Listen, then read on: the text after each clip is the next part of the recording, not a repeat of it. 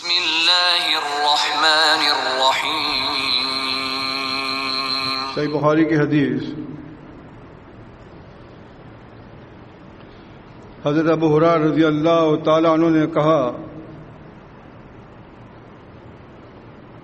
کہ اللہ کے رسول صلی اللہ علیہ وسلم مجھے خبر دیجئے کہ بروز قیامت وہ کون سے لوگ ہوں گے جو آپ کی شفاعت کے حقدار ہوں گے، جن کی سفارش آپ سب سے پہلے کریں گے، مجھے ان کے بارے میں بتائیے۔ فرمایا اللہ کے رسول صلی اللہ علیہ وسلم نے کہ اے ابو ہریرہ، مجھے امید تھی کہ تم ہی اس حدیث کے بارے میں سب سے پہلے پوچھو گے، کیونکہ تمہاری حدیث کی حرص دیکھتے ہوئے، کیونکہ تم حدیث یاد کرنے کے بڑے حریص ہو، اس وجہ سے مجھے یہ توقع تھی کہ تم ہی اس بارے میں معلوم کرو گے۔ فرمایا اللہ کے رسول صلی اللہ علیہ وسلم نے من قال لا الہ الا اللہ من قبل نفسہ خالصا، جس نے لا الہ الا اللہ پڑھا اپنے دل کی گہرائی کے ساتھ خالصتاً، یعنی کہ لا الہ الا اللہ جب پڑھے گا آدمی تو خالص اللہ تعالیٰ کو پکارے گا، اللہ تعالیٰ کو اپنا ملجا ماوا سمجھے گا، اللہ کو ایک مانے گا، وہ یکتا ہے، نرالا ہے اپنے ذات میں، اپنی صفات میں اور اپنے حقوق میں، نہ اس کی صفات کسی کو منتقل ہوتی ہیں، نہ اس کی ذات کسی کو منتقل ہوتی ہے، اور نہ اس کے حقوق کسی کو منتقل ہوتے ہیں۔ یہ رکھیں عقیدہ۔ اور جیسے میں نے بتایا تھا کہ لا الہ الا اللہ بے شک جنت کی کنجی ہے، لیکن شعب الایمان کے اندر اس بات کی وضاحت کرتی ہوں خود اللہ کے رسول صلی اللہ علیہ وسلم نے کہ وہ کنجی جس کے دندانے ہوں اور وہ تالے میں لگے اور تالا کھول دے۔ اگر دندانے غلط ہوں گے تالا نہیں کھولے گا جنت کا۔ اگر اپنے اعمال سنت کے مطابق نہیں کیے، جو شریعت اتری ہے نزل علی محمد صلی اللہ علیہ وسلم، اس کی پیروی نہیں کی، تو وہ دندانے ایسے ہی ہوں گے کہ کنجی تالے میں جائے گی، تالا بند ہی رہے گا، دروازہ نہیں کھل سکتا۔ تو دروازہ کھولنے کی یہ غلط فہمی میں نہ رہیے گا کہ اللہ کے نبی صلی اللہ علیہ وسلم نے یہ اعلان فرما دیا کہ جس نے لا الہ الا اللہ پڑھا وہ جنت میں گیا۔ بے شک جنت میں جائے گا وہ، مگر لا الہ الا اللہ کا حق ادا کرتے ہوئے۔ اس میں محمد رسول اللہ نہیں ہے، کیونکہ لا الہ الا اللہ شروع امت سے چلا رہا ہے، لیکن محمد رسول اللہ آخری نبی ہیں۔ اس لحاظ سے جہاں کبھی یہ لفظ آئے ہیں وہاں یہی آئے ہیں من قال لا الہ الا اللہ دخل جنت۔ ذہن میں رکھیں اس بات کو بھی۔ صحیح بخاری اور صحیح مسلم کی حدیث ہے، انس رضی اللہ عنہ بیان کرتے ہیں کہ اللہ کے رسول صلی اللہ علیہ وسلم فرمایا انا سید الناس، میں تمام لوگوں کا سردار ہوں گا۔ اللہ تعالیٰ قیامت کے دن تمام لوگوں کو جمع کرے گا، تمام لوگ جمع ہو جائیں گے، اور جمع ہونے کے بعد اب ان کی خواہش ہوگی کہ ہمارا فیصلہ کیا جائے کہ ہمارے لیے جنت ہے یا دوزخ ہے۔ آپس میں ذکر کریں گے کاش کہ ہماری کوئی سفارش کرتا ہمارے رب کے پاس، حتی یریحنا من مقامنا ھذا، تاکہ ہم اس جگہ پہ پریشان حال کھڑے ہیں اس سے ہمیں نجات مل جائے۔ تو کہا جائے گا اے تو آدم علیہ السلام، تم آدم علیہ السلام کے پاس جاؤ، وہ تمہاری سفارش کریں گے کہ وہ نبی ہیں۔ لوگ ان کے پاس پہنچیں گے اور جا کر کہیں گے کہ آدم علیہ السلام آپ پہلے نبی ہیں، اللہ تعالیٰ نے آپ کو اپنے ہاتھ سے بنایا ہے، اپنی روح آپ میں پھونکی ہے، یہ تمام خوبیوں کے ساتھ آپ نبی ہیں، ہم پریشان حال ہیں، ہماری سفارش کیجیے ہمارے رب کے سامنے۔ دیکھیے آپ غلط فہمی میں آدمی کو نہیں رہنا چاہیے۔ آدم علیہ السلام فرماتے ہیں میں تمہاری سفارش کرنے کے لائق نہیں ہوں، میں اپنے آپ کو اس قابل نہیں سمجھتا کہ میں رب کے سامنے جاؤں اور تمہاری سفارش کروں۔ کیوں؟ اس لیے کہ میں بھی خود خطا کار ہوں، مجھ سے بھی گناہ ہو گیا، مجھ سے بھی غلطی ہو گئی ہے۔ وہ غلطی کیا تھی ان کی کہ اللہ تعالیٰ نے فرمایا قرآن مجید کے اندر کہ اے آدم اور ماں حوا تم اس پیڑ کے قریب مت جانا، اس درخت سے قریب مت جانا، لیکن شیطان نے ان کو بہکایا۔ شیطان نے کہا کہ اس میں کوئی بات نہیں ہے، میں تمہاری خیر خواہی کر رہا ہوں، جنت کا یہ بھی ایک پھل ہے، ایک پیڑ ہے، اگر تم کھا لو گے کچھ نہیں ہوگا۔ آدم علیہ السلام شیطان کی بات مان نہیں رہے تھے، مگر اوپر سے ماں حوا بول پڑی کہ میں سمجھتا ہوں کہ انی ناسح ہوں، یہ ہماری خیر خواہی کر رہا ہے، کیوں نہ اس کی بات مان لی جائے۔ صحیح بخاری کی حدیث ہے، فرماتے ہیں اللہ کے رسول صلی اللہ علیہ وسلم اگر آج اس موقع پر ماں حوا آدم علیہ السلام کی خیانت نہ کرتی تو دنیا میں کوئی عورت اپنے شوہر کی خیانت نہ کرتی۔ یہاں سے شروع ہو گئی خیانت، یہ گویا خیانت تھی جو ماں حوا نے آدم علیہ السلام کے حق میں کر دی، اور انہوں نے وہ درخت کھا لیا اور کپڑے سارے اتر گئے ان کے، برہنہ ہو گئے۔ اب جب درخت کھایا برہنہ ہو گئے، اب کیا کرتے ہیں؟ پتے اٹھا کے اپنی شرمگاہ پر رکھتے رہے اور اللہ سے معافی مانگتے رہے۔ تو پھر فرمایا اللہ نے اے بتو جمیعن، تم تینوں سب تمام کے تمام زمین میں اتر جاؤ، اب تم یہاں رہنے کے لائق نہیں ہو کہ تم نے اپنے رب کی نافرمانی کی ہے۔ عصا آدم ربہ فغوی، کہ آدم علیہ السلام نافرمانی کر بیٹھے اپنے رب کی اور آپ اٹک گئے۔ تو اس طریقے سے آدم علیہ السلام کو اپنا وہ غلطی یاد تھی جس کی بنیاد پر وہ کہہ رہے تھے کہ میں تمہاری سفارش نہیں کرتا۔ ایتو نوحن، تم نوح علیہ السلام کے پاس جاؤ، وہ پہلے رسول ہیں۔ یعنی پہلے نبی کون ہے؟ صحیح بخاری کی حدیث کے مطابق آدم علیہ السلام، اور پہلے رسول کون ہے؟ نوح علیہ السلام۔ تو انہوں نے کہا کہ تم نوح علیہ السلام کے پاس جاؤ۔ وہ جب نوح کے پاس گئے، نوح علیہ السلام نے بھی کہا کہ میں بھی تمہاری سفارش کے لائق نہیں ہوں، اس لیے کہ مجھ سے بھی غلطی ہو گئی ہے، میں نے بھی غلط بات کہہ دی تھی۔ وہ کیا غلط بات تھی؟ ان کا بیٹا جو ان کا سخت مخالف تھا، ان کا بیٹا جو ان پہ ایمان نہیں لایا تھا، کافر تھا، جب اللہ کا عذاب آیا اور جب طوفان نے تمام لوگوں کو پکڑ لیا، وما آمن معه الا قلیل، نوح علیہ السلام کے ساتھ ایمان نہیں لائے ان کی تبلیغ سے، جب سے 950 سال تبلیغ کی انہوں نے۔ کتنی؟ 950 سال تبلیغ کرنے کے باوجود بھی وما آمن معه الا قلیل، ان کے اوپر ایمان لائے چند لوگ ایک کشتی میں آ گئے تھے۔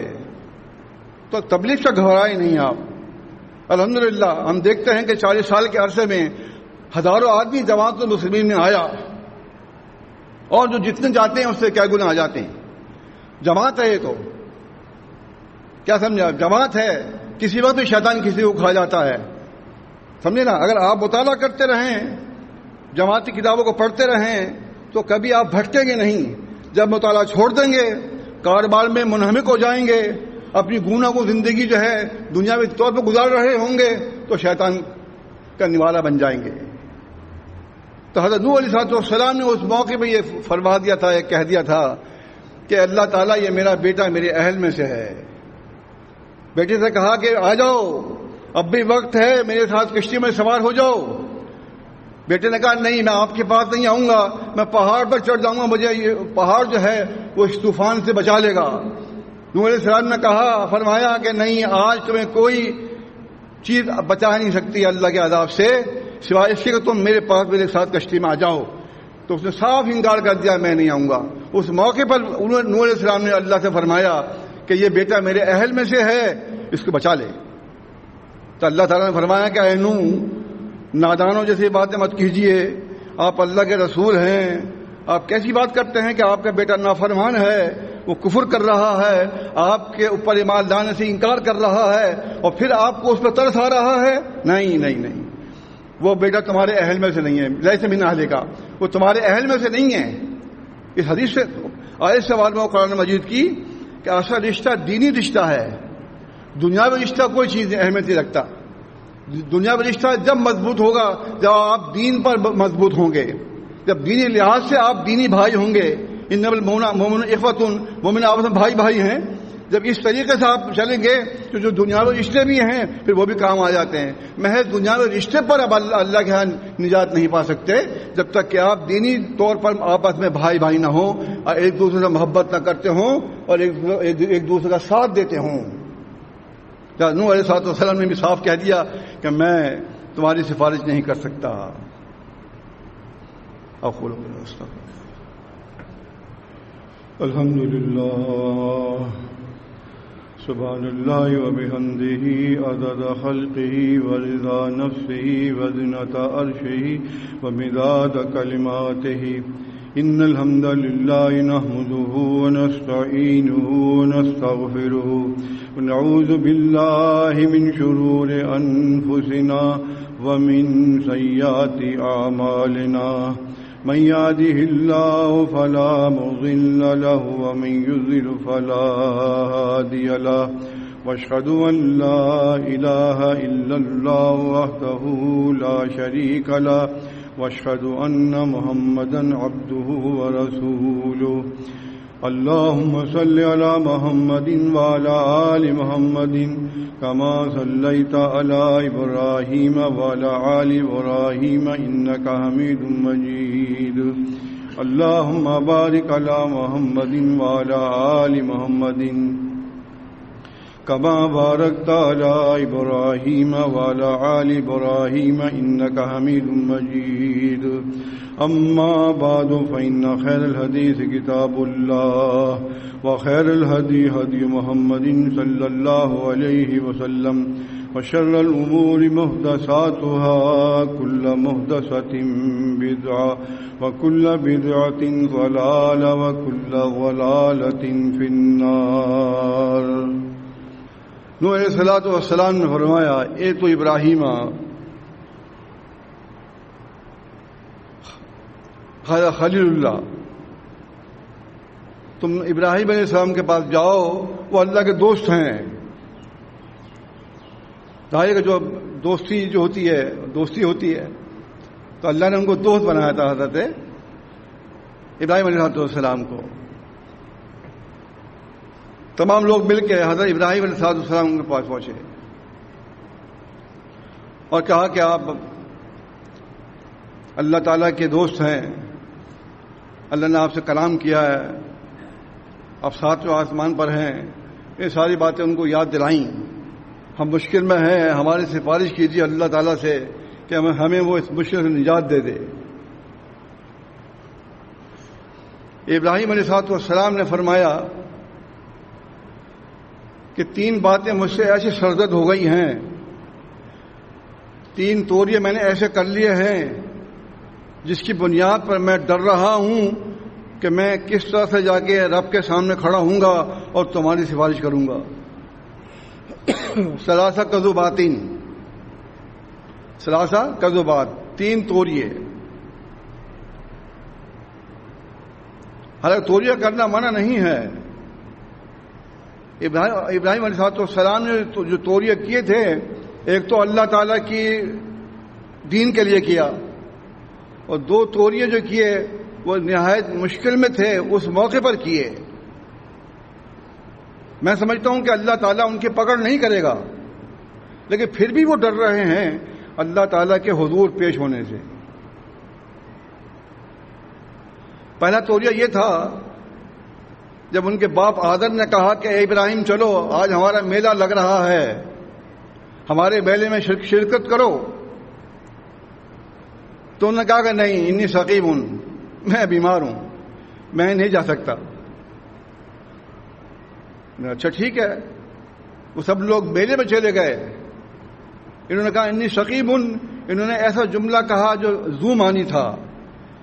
آدمی ایک تو ہوتا ہے جسمانی طور پہ بیمار، ایک ہوتا ہے روحانی طور پہ بھی بیمار. ان کی بیماری اس وقت روحانی تھی، وہ سمجھے جسمانی ہے. اس طرح یہ سب بولتے توریا. جب وہ لوگ سب چلے گئے تو گئے بت خانے کے اندر اور تمام بتوں کو توڑ ڈالا اور ایک بڑے بت کو چھوڑ دیا. جب وہ لوگ واپس آئے میلے سے تو دیکھا بت ٹوٹے پڑے ہیں. وہ پریشان ہو گئے. انہوں نے کس نے کیا یہ ہمارے بتوں کے ساتھ؟ تو بتایا گیا وہ نوجوان ابراہیم جو ہے اس نے یہ بت توڑے ہیں. آپ جانتے ہیں کہ ہندوستان کے اندر اس وقت اتنی ہندو گردی ہے کہ ابراہیم نام رکھنے پر بھی پابندی ہے، اسے مار دیتے ہیں. اگر کسی نے ابراہیم نام رکھ لیا ہے تو اس کو کر دیتے ابراہم کر دیتے ہیں. ابراہیم سے تلفظ بگاڑ کے ابراہم نام رکھ دیتے ہیں. آپ سمجھے؟ حالانکہ نام ابراہیم ہی ہے اس کا، لیکن کیونکہ ہندوؤں سے بچنے کے لیے آج کے ہندو گردی بہت ہے، مسلمان بے عمل ہیں، جتنی بھی برائیاں ہیں تمام ان مسلمانوں میں ہیں جو کلمہ پڑھتے ہیں. جوا وہ کھیلتے ہیں، طوائف کا گانے وہ سنتے ہیں، رنڈوں کے پاس وہ جاتے ہیں. کون سا برائی ہے جو وہ نہیں کرتے؟ گالیاں ودا کے ان کے بچے بکتے ہیں، تعلیم ان کے پاس نہیں ہے. یہ تمام جہالت دیکھیں گے تو اسلام کی تبلیغ کیوں نہیں ہوئی؟ یہی وجہ ہے. ایک تو ان کے پاس اسلام تھا نہیں جو محمد صلی اللہ علیہ وسلم کے پاس اترا تھا. تو حنفی مذہب بھی تھا، اس پر بھی وہ قائم نہیں رہے. حنفی مذہب میں کم سے کم یہ تو ہے سچ بولو، وعدہ کی پاسبانی کرو، نماز پڑھو وغیرہ وغیرہ. ان تمام کاموں سے وہ آ رہی ہیں. تو پھر کون آدمی اسلام قبول کرے گا؟ نہیں کر سکتا. تو یہی وجہ ہے کہ ابراہیم علیہ السلام نے بت توڑے. ان کی تاریخ معلوم ہے ہندوؤں کو. وہ کہتے ہیں کہ یہ نام ہمارے خلاف ہے، اس نے ہمارے بت توڑے تھے. بہرحال واپس آئے اور ابراہیم علیہ السلام کو طلب کر لیا انہوں نے اور کہا ابراہیم تم نے یہ کیا ہمارے بتوں کے ساتھ؟ تو حضرت ابراہیم علیہ السلام نے فرمایا یہ بڑے سے پوچھو، یہ بڑا بت تو دیکھ رہا تھا نا، جب یہ بت ٹوٹ رہے تھے بڑا بت تو موجود تھا، اس سے معلوم کر لیا، تمہیں بتا دے گا کون میں نے توڑے ہیں کسی اور نے توڑے ہیں. تو وہ سب کے سب نے گردن ڈال دی، سر جھکا دیا اور کہا کہ ابراہیم تم جانتے ہو یہ بات نہیں کر سکتا. پھر انہوں نے تبلیغ کری کہ تم ایسے کی پوجا کرتے ہو جو تمہارے نفع کا مالک ہے نہ نقصان کا مالک ہے، نہ تمہیں یہ بتا سکتا کہ یہ کام کس نے کیا ہے وغیرہ وغیرہ. جو بھی تبلیغ تھی انہوں نے کر ڈالی. تو یہ وہ توڑیا تھا کہ ان کا ارادہ یہ تھا کہ جب یہ جائیں گے میلے کے اندر تو میں بت خانہ ان کا توڑ ڈالوں گا اور ان کو کوشش کروں گا تاکہ یہ صحیح دین کی طرف آ جائیں اور بت پرستی چھوڑ دیں. ایک یہ توڑیا تھا. دوسرا توڑیا ان کا یہ تھا جب ابراہیم علیہ السلام کی بت توڑنے کے بعد قرآن مجید کے اندر ہے، حدیث میں ہے، ان کے اوپر زمین تنگ کر دی بت پرستوں نے. تو وہ نکل کھڑے ہوئے، انہوں نے کہا میں جا رہا ہوں اپنا وطن چھوڑ کے اور میں اللہ تعالیٰ کی زمین میں سیر و سیاحت کروں گا اور عبادت کروں گا اللہ کی. جب وہ نکل کھڑے ہوئے تو ان کے ساتھ ان کی بیوی سارہ تھی رضی اللہ عنہ. سارہ رضی اللہ عنہ بہت حسین تھی، بہت خوبصورت تھی. وہ ایک ایسی ظالم بستی میں پہنچے کہ وہاں کا جو بادشاہ تھا وہ ہر خوبصورت عورت کو اٹھوا لیتا تھا. اگر اس کو معلوم ہو جائے کہ کوئی لڑکی آئی ہے تو اس کے کارندے اس کو اٹھا کر لے جاتے، اس کے ساتھ بدکاری کرتے. جیسے ہی ابراہیم علیہ السلام وہاں پہنچے، ان کو خبر پہنچی بادشاہ کو کہ ابراہیم آئے ہیں اور ان کے ساتھ بہت حسین عورت ہے، لاؤ طلب کرو میرے پاس اس عورت کو. جب وہ لوگ آئے تو حضرت ابراہیم علیہ السلام نے آ کے بتایا، پوچھا کہ یہ کون عورت ہے آپ کے ساتھ ابراہیم؟ انہوں نے کہا یہ میری بہن ہے، یہ میری بہن ہے. انہوں نے کہا کہ بادشاہ سلامت نے بلایا ہے، چلیے اس کو میں بھیجیں. کہنا ٹھیک ہے میں بھیجتا ہوں. ظاہر ہے کہ اب اس وقت صحیح بخاری اور صحیح مسلم کے الفاظ ہیں، صحیح بخاری میں ہے کہ تمہارے اور میرے سوا کوئی مومن نہیں ہے دنیا میں. روح زمین پر اس وقت صرف دو مومن تھے، حضرت ابراہیم علیہ السلام اور ان کی زوجہ مطہرہ. صحیح مسلم میں ہے کہ تمہارے میرے سوا کوئی مسلم نہیں ہے. وہاں لفظ مسلم کے ہیں، یہاں لفظ مومن کے ہیں. اندر گئے اور جا کر اپنی زوجہ سے کہا کہ میں نے تمہیں اپنی بہن بول دیا ہے، ان کو میری بات کی تردید مت کر دینا، کیونکہ انما المؤمنون اخوۃ، انما المؤمنون اخوۃ، مومن آپس میں بھائی بھائی ہیں. ہم دینی لحاظ سے بھائی بھائی ہیں اور دنیاوی لحاظ سے ہم شوہر بیوی کا وہ ہے رتبہ مرتبہ ہے، ہمارا رشتہ ہے. ٹھیک ہے. سارا رضی اللہ عنہ ان کے ساتھ چلی گئی. تو یہ وہ واقعہ تھا. آگے اگر وقت نہیں ہے انشاءاللہ اگلے خطبے میں پھر بتاؤں گا آپ کو میں تیسرا توریہ کیا تھا، دوسرے توریے میں کیا ہوا، کس طریقے سے حضرت حاجرہ ان کو ملی، کس طریقے سے ان کے ساتھ بچے ہوئے. یہ ایک لمبی داستان ہے جس کو سن کے آدمی کا ایمان تازہ ہوتا ہے. اور جو یگانگت ہے اپنے اوپر، جس کو دیکھتے ہیں ہم اکیلا پن، وہ آپ کو کہیں گے یہ اصل اکیلے پن یہ ہے. آپ نہیں ہیں اکیلے، آپ کئی گھر میں رہتے بھی ہیں تو جماعت کی برکت موجود ہے. ہزاروں آدمی کراچی میں بستا ہے، آپ کی 100 سے زیادہ مساجد ہیں پورے پاکستان کے اندر. آپ اکیلے نہیں ہیں، اکیلے یہ ہیں. ان کو دیکھیے. اور تبلیغ سے پھر بھی ہاتھ نہیں کھینچتے ہیں. آپ لوگ ہیں کہ تبلیغ نہیں کرتے، اپنے اوپر تبلیغ نہیں کرتے. جمعہ کے دن آتے ہیں نہ مونچھیں کاٹتے ہیں نہ ناخن کترتے ہیں، بال دیکھو تو ادھر پڑے ہوتے ہیں، بیچ میں سر کے بیچ میں مانگ نکالنا، غسل کرنا، خوشبو لگانا، یہ سارے کام ایسے ہیں جو مسلمین کو حکم دیا گیا ہے اللہ کے نبی صلی اللہ علیہ وسلم کی طرف سے. انہیں کو ہم پورا نہیں کرتے. اکا دکا آپ دیکھیں اکثر لوگ جو ہیں داڑیاں کاٹتے ہیں، اکثر لوگ داڑیاں سفید دکھائی دیتی ہیں. کیوں آپ اتنے بے پرواہ کیوں ہیں؟ جمعہ کوئی ایسے سر پر نہیں آ جاتا اچانک، آپ کے ہر جمعے آپ کو آنا ہوتا ہے. اس کے باوجود آپ کا حال یہ ہے کہ آپ اس پہ توجہ نہیں دیتے. یہ اسی وجہ سے آدمی میں سستی پیدا ہوتی ہے، بے اتنائی پیدا ہوتی ہے. رفتہ رفتہ وہ پھر وہ پیچھے ہٹتا چلا جاتا ہے اور پھر وہ سمجھتا ہے میں صحیح ہے جو کر رہا ہوں، بس ٹھیک ہے. وہ کسی کی بات سننا بھی گوارا نہیں کرتا. دل پہ جو نقطہ لگتا ہے کالا وہ پھر بڑھتا جاتا ہے آہستہ آہستہ، اور پورے دل کو وہ لپیٹ میں لے لیتا ہے. جیسے کوئی لکڑی اگر جل رہی ہے آگ کے اندر، جلتے اس کو نکال لیں آپ، صاف کر لیں گے تو وہ لکڑی نکل آئے گی اندر سے صاف. اگر وہ جل کے کوئلہ ہو گئی توڑیں گے تو اندر تک کالی ہوگی. یہی حال دل کا ہے. اب